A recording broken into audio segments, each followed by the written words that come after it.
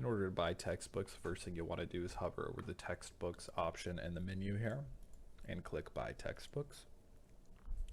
Next, you'll want to add a course here. You can choose the department and then the course and section number from the right drop-down box. You can also continue adding as many courses as you'd like so that you can build out your entire course list. And once you've added everything that you want, go ahead and click View Your Materials to search. Next, you'll want to choose the condition that you'd like for each material and click Add to Cart.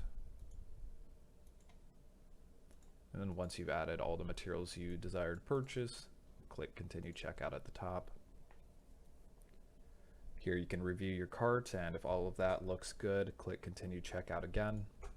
And you'll be prompted with a few questions. The first question is asking if the condition that you chose for a specific material is not available, is the bookstore allowed to substitute it for another condition? So you can answer yes or no to that.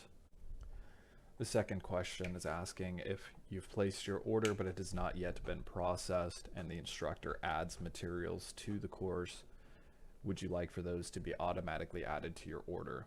You could choose to add only materials that the instructor flagged as required, add all materials that the instructor has added to the course, or do not add any materials. And depending on what you just selected on the previous question, the next question is asking if materials are added to your order, what condition would you prefer those materials be in? Once you've answered these questions, we can click Payment Options to continue to the next step.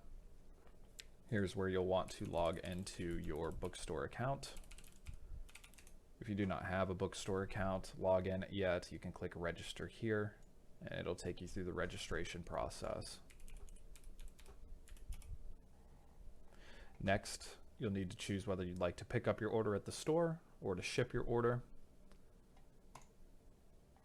After choosing that, you can review your billing information as well as your shipping information if you chose to ship the order. If anything is incorrect here, you can click the change link and update this address and name and information. Next step is to choose your shipment or pickup method from the drop-down box. And finally, choose your card type. From the drop-down, enter the card information.